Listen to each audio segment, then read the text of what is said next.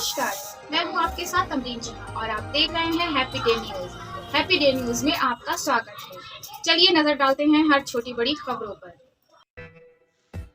आप देख रहे हैं happy day news. Bareilly Bahujan Samaj party के मंडल कार्यालय पर उत्तर प्रदेश की पूर्व मुख्यमंत्री और बसपा की राष्ट्रीय अध्यक्ष मायावती के 69वें जन्मदिन का आयोजन भव्य रूप से किया गया। इस अवसर पर मुख्य अतिथि के रूप में बसपा के पूर्व एमएलसी भीमराव अम्बेडकर मौजूद रहे। कार्यक्रम में भीमराव अम्बेडकर ने पार्टी कार्यकर्ताओं, नेताओं और प्रदेशवासियों को मायावती के जन्मदिन की शुभकामनाएं दी। उन्होंने अपने संबोधन में भाजपा सरकार, कांग्रेस और समाजवादी पार्टी सपा पर जमकर निशाना साधा। उन्होंने कहा कि वर्तमान सरकार और विपक्षी दलों ने जनता के हितों की अनदेखी की है और बसपा ही एकमात्र ऐसी पार्टी है जो समाज के सभी वर्गों को न्याय दिलाने के लिए प्रतिबद्ध है। पत्रकारों से बातचीत में अम्बेडकर ने कहा कि भाजपा सरकार ने जन विरोधी नीतियों से जनता को परेशान किया है। वहीं कांग्रेस और सपा ने भी जनता की समस्याओं को नज़रअंदाज किया है। उन्होंने जोर देकर कहा कि बसपा ही एकमात्र ऐसी पार्टी है जो दलितों, पिछड़ों और गरीबों के अधिकारों के लिए संघर्ष करती रही है। मायावती के जन्मदिन के इस कार्यक्रम में बड़ी संख्या में पार्टी कार्यकर्ता और समर्थक उपस्थित रहे। उन्होंने अपनी नेता के प्रति सम्मान व्यक्त करते हुए उनकी दीर्घायु की कामना की। आप देख रहे हैं हैप्पी डे न्यूज़ चैनल। देखते रहिए हर दिन हर घंटे एक बड़ी खबर के साथ। उत्तर प्रदेश बरेली से मुश्ताक सिद्दीकी की एक खबर। सर, आज क्या कार्यक्रम है? आज बहुजन समाज पार्टी की राष्ट्रीय अध्यक्ष, भारत के करोड़ों दबे पिसे मजलूम समाज के स्वाभिमान सम्मान की प्रतीक परम सम्मानीय बहन कुमारी मायावती जी का जन्मदिन है, जिसको बहुजन समाज पार्टी के कार्यकर्ता, पदाधिकारी, जनता, जिसके लिए माननीय बहन कुमारी मायावती जी ने अपना पूरा जीवन त्याग और बलिदान करके, समर्पित करके उनको स्वाभिमान सम्मान की जिंदगी दी है।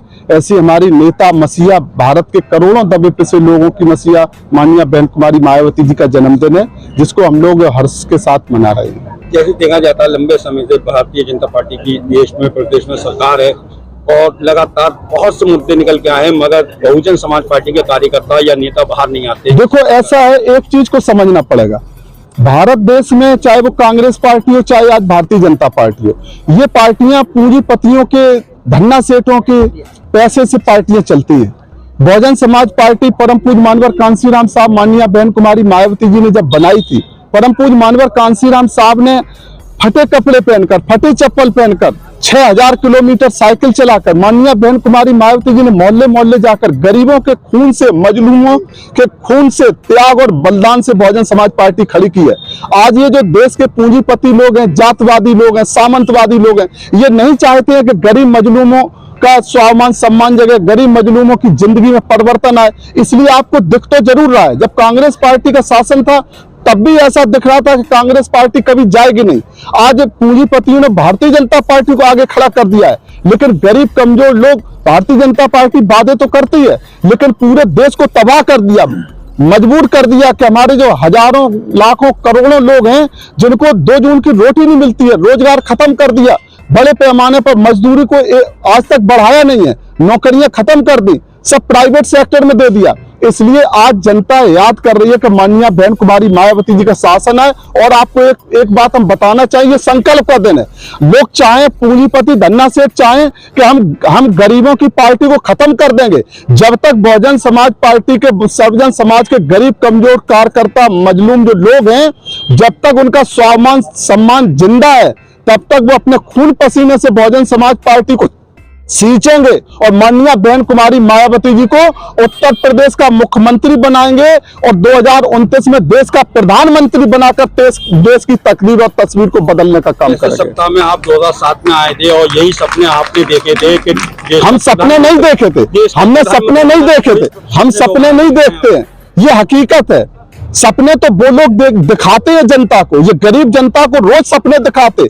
आप टीवी में योजनाएं देखो तो माननीय प्रधानमंत्री जी, माननीय मुख्यमंत्री जी बड़े बड़े वादे करते हैं। आप मोहल्लों में जाओ, आप गलियों में जाओ तो गरीब कमजोर के खाने को नहीं है।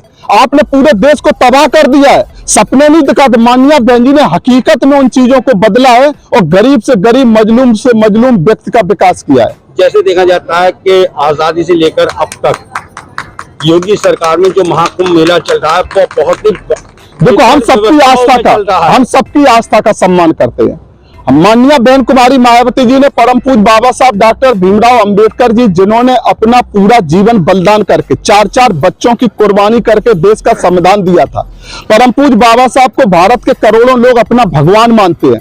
माननीय बहन कुमारी मायावती जी जब सरकार में आई तो उन्होंने परम पूज्य बाबा साहब का 600-700 एकड़ में, लखनऊ में, नोएडा में उनके सम्मान में स्मारक बनाए। तो यही सरकारें क्या कहती थी? जातवादी सरकारें। इन्होंने हाथी में पैसा लगा दिया, इन्होंने पत्थर में पैसा लगा दिया। जब हम अपने भगवान के लिए, जब हम उनका सम्मान करते, उनकी मूर्ति लगाते, तो यही सरकारें कहती कि पानी की तरह पैसा वो पत्थर में लगा दिया। हम किसी का अपमान नहीं करते, हम सभी की आस्था का सम्मान करते हैं। चाहे वो कुंभ हमारी सरकार होती तब भी हम करते हैं। किसी भी धर्म जाति के लोग जिनको संविधान में परम पूज्य बाबा साहब ने स्वाभिमान सम्मान की जिंदगी दी है, हम सभी की आस्थाओं का सम्मान करते हैं। कुंभ के मेले में जो खर्च किया रही है सरकार, तो वो गलत। हम गलत नहीं कह रहे, हम तो ये कह रहे सभी की आस्था है, जो सरकार जो करती है सभी की आस्थाओं का सम्मान करना चाहिए। लेकिन इनको ये सबक सीखना चाहिए कि जब माननीय बहन कुमारी मायावती जी ने परम पूज्य बाबा साहब डॉक्टर भीमराव अंबेडकर जी, परम पूज्य मानवर कांसीराम साहब के लिए, जब उनके सम्मान में संत कबीर साहब, संत रविदास जी, महात्मा ज्योतिबा फुले जी, छत्रपति साहू जी महाराज, जब सभी महापुरुषों के सम्मान के लिए जब स्मारक बनाए, तब ये सरकार क्यों? एक ही सरकार नहीं, चाहे कांग्रेस पार्टी हो, समाजवादी पार्टी हो, भारतीय जनता पार्टी हो, ये दलितों, गरीबों, मजलूमों के जो महापुरुष हैं, भगवान हैं, उनके सम्मान में जब किया जाता तब तो ये विरोध करते। हम किसी का विरोध नहीं करते, वो अपना करें, जिनको आस्था है वो अपना जाएं। हमारे भगवान परम पूज्य बाबा साहब डॉक्टर भीमराव अंबेडकर जी, जिन्होंने अपना पूरा जीवन बलिदान करके, परम पूज्य मानवर कांसीराम साहब, जिन्होंने अपना पूरा जीवन त्याग और बलिदान करके, परम सम्मानीय बहन कुमारी मायावती जी, जिन्होंने अपना पूरा जीवन त्याग और बलिदान करके भारत के करोड़ों लोगों को स्वाभिमान सम्मान की जिंदगी दी है। हम उनके आज जन्मदिन पर जश्न मनाते हैं। हम उम्मीद करते हैं कि भारत में, उत्तर प्रदेश में माननीय बहन कुमारी मायावती जी उत्तर प्रदेश की मुख्यमंत्री बने और देश की प्रधानमंत्री बनकर भारत के करोड़ों गरीबों मजलूमों की तकदीर और तस्वीर बदलने का काम करें। इसके लिए गरीब लोग संघर्ष कर रहे हैं। ऐसे देखा जाता है कि आपके विभिन्न तरह के चुनाव हुए थे और उनके पूर्व प्रत्याशी,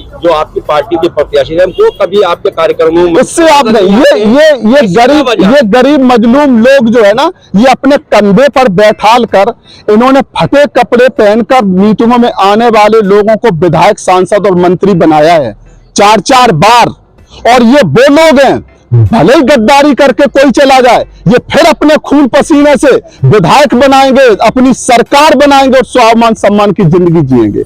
इससे ये डरने वाले नहीं है, भले ही बेशक 4-4 बार के विधायक मंत्री चले जाए। दोबारा सरकार में मायावती जी आती हैं तो वही 7 करोड़ का हार जन्मदिन पे पहनेंगे। बेशक, ये तो कितना दर्द छलक के आ जाता है। यही हम अभी कह रहे थे कि हम किसी के भगवान जब सोने के मुकुट पहनते, हमें दर्द नहीं होता है, और जब हमारी नेता, हमारे मसीहा, हमारे भगवान अगर थोड़ा सा सोना पहन ली, कितना दर्द होता है। ये गरीब हमारी माताएं बहनें अगर सोने की अंगूठी पहन ले तो कितना